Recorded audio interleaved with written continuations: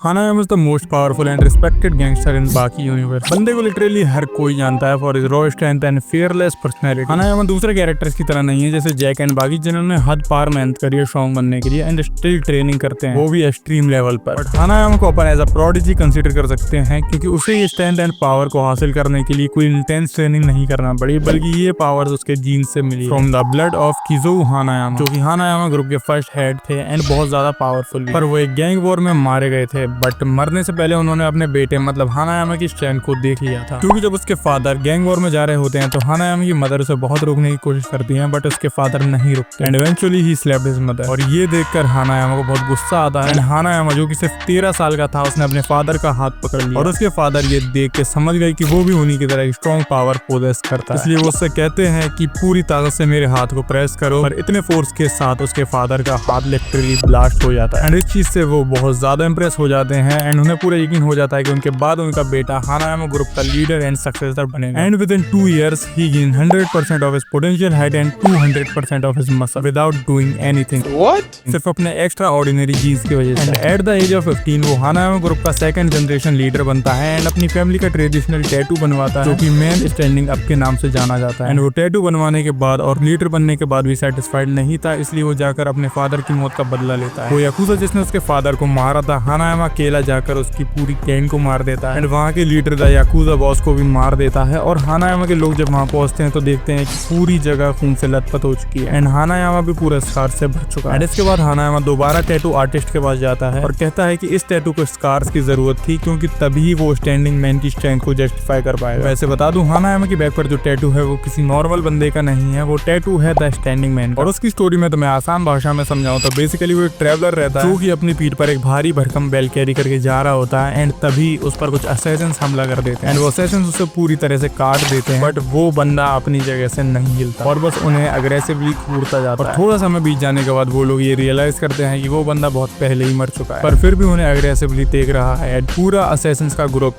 डर के भाग जाता है। और इस चीज से उसकी स्पिरिट का पता चलता है कि मरने के बाद भी वो बंदा अपने पीठ पर इतनी भारी भरकम बैल लेकर खड़ा रहता है। और अगले दिन जब वहाँ लोग पहुंचते हैं तो पता चलता है कि उस बैल के अंदर याकिची हानायामा रहते हैं, जो कि यंगेस्ट वारिस थे हानायामा क्लैन के। और तब से हानायामा फैमिली का ये ट्रेडिशन बन गया कि हर मेल लीडर को अपनी पीठ पर ये टैटू बनवाना होगा उस स्टैंडिंग मैन को ट्रिब्यूट देने के लिए। बट हानायामा उस चीज को एक्सट्रीम तक लेकर गया and got the scars on the tattoo, जो कि दिखाता है कि हानायामा कितना ज्यादा फियरलेस है। स्टैंडिंग मैन के लिए एक लाइक तो बनता है भाई। वैसे तुमने ये चीज जरूर नोटिस की होगी कि बाकी एंड दूसरे फाइटर जब भी किसी से फाइट करते हैं तो अपने अपोनेंट के अटैक से बचने के लिए उसे डॉज भी करते हैं, बट वही हानायामा किसी अटैक को डॉज नहीं करता और सारे अटैक वही खुद पर ही ले लेता है। एक बार कुछ थग्स ने उस पर गोलियां चलाई थी। अब इस सिचुएशन में कोई नॉर्मल बंदा होगा तो प्रोबेबली वो वहां से भागने की कोशिश करे, बट हानायामा अपनी जगह से हिला तक नहीं और उसे गोलियों से घंटा कुछ फर्क पड़ा।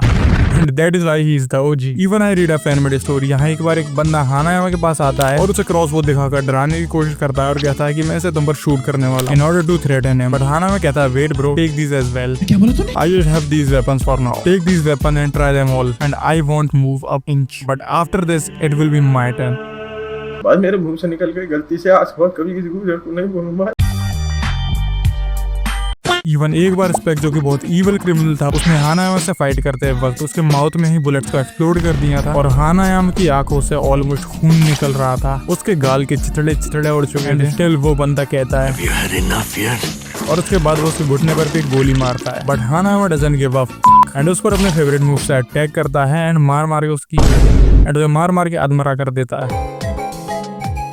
और मुशाशी से फाइट करते वक्त उसकी सोड को अपने नकल के बीच में रोक लिया था। उसकी बैक इतनी ज्यादा थिक एंड ड्यूरेबल है कि उसने मुशाशी जैसे बंदे के स्वॉर्ड अटैक को झेल लिया, जिसने एक बार आर्मर्ड ट्रक को मक्खन की तरह काट दिया था। हानायामा की सच कोई ऐसी बहुत ज्यादा फाइटिंग एबिलिटीज नहीं है, मेनली वो अपनी फाइट्स अपनी हैंड ग्रिप एंड अपनी इनह्यूमन स्ट्रेंथ का यूज करके जीत जाता है और मोस्ट ऑफ द अपोनेंट को कुछ ही मिनट्स में खत्म कर देता है। इवन पिकल भी उसकी स्ट्रेंथ को ट्राइसेराटॉप्स से कंपेयर करता है, जो कि सब प्री हिस्टोरिक एरा की याद दिला देता है और वो उसके ऑरा को दूर से ही फील कर पा रहा था। बट हानायामा की वीकनेस की बात करूँ तो वो है स्पीड, क्योंकि वो हर एक फाइट को अपनी स्ट्रेंथ के दम पर लड़ता है and fancy moves and martial arts को यूज ना के बराबर ही करता है। And that is the reason कि बाकी जैसे अपोनेंट जो कि बहुत ज्यादा स्पीड एंड एक्यूरेसी से लड़ते हैं वो हानायामा से जीत सकते हैं, बट सिर्फ कुछ ही, लाइक यू जीरो और मे बी विस्कुट ओलिवा। इवन बाकी और हानायामा भी अब हमें एज ए एलाई देखने को मिलते हैं और दोनों ही एक दूसरे की बहुत रिस्पेक्ट भी करते हैं, बट अर्ली स्टोरी में ऐसा बिल्कुल नहीं था। बाकी और हानायामा एक दूसरे के राइवल्स हुआ करते थे, बट बाकी से हारने के बाद हानायामा उसकी रिस्पेक्ट करने लगा और वो उसे अपने छोटे भाई की तरह भी ट्रीट करता है। है। इवन समटाइम्स हानायामा ने बाकी की ट्रेनिंग में भी हेल्प की। और हाँ, वैसे हानायामा तुम्हें देखने में 30-35 साल का लग सकता है, but through out the series उसे 19 ईयर्स का ही दिखाया गया है, मींस बाकी से 1 साल ज्यादा। और as a gang leader Hanayama के पास काफी सारे लॉयल आदमी भी हैं, and one of them is Kizaki, जो कि उसके अंकल भी हैं, एंड चिहारू शिवा, जो कि हानायामा को अपना आइडल भी मानता है। और उसकी पर्सनैलिटी की बात करूँ तो हानायामा एक ऑनरेबल फाइटर है, and honour is everything for him. Losing honour is far worse than death for Hanayama. यहाँ तक कि वो फाइट्स में कितना भी ज्यादा इंजर्ड हो जाए, वो कभी भी चीखता या चिल्लाता नहीं है। इवन हानायामा काफी केयरिंग भी है, और वो अनफेयर फाइट्स लड़ना और गलत तरीके से जीतना पसंद नहीं करता। लाइक जैक और पिकल की फाइट के बाद हानायामा जैक से लड़ने से मना कर देता है, क्योंकि जैक बहुत ज्यादा इंजर्ड रहता है, and you also give him a proper time for recovery before the fight. Overall series में हानायामा को पोर्ट्रे किया गया है एज अनब्रेकेबल याकुजा लीडर, और हमें पूरी स्टोरी दिखाती है कि कैसे हानायामा एक वाइल्ड यंगस्टर से रेप्यूटेड फाइटर बना, न बल्कि एक फाइटर एंड गैंगस्टर बना, बल्कि उसने अपने दम पर एक लेजेंडरी स्टेटस भी बनाया। So yeah, that's all from my side। बाकी तुम्हें वीडियो पसंद आई तो लाइक करना है, चैनल को सब्सक्राइब, एंड नेक्स्ट तुम ये वाली वीडियो चेकआउट कर सकते हो।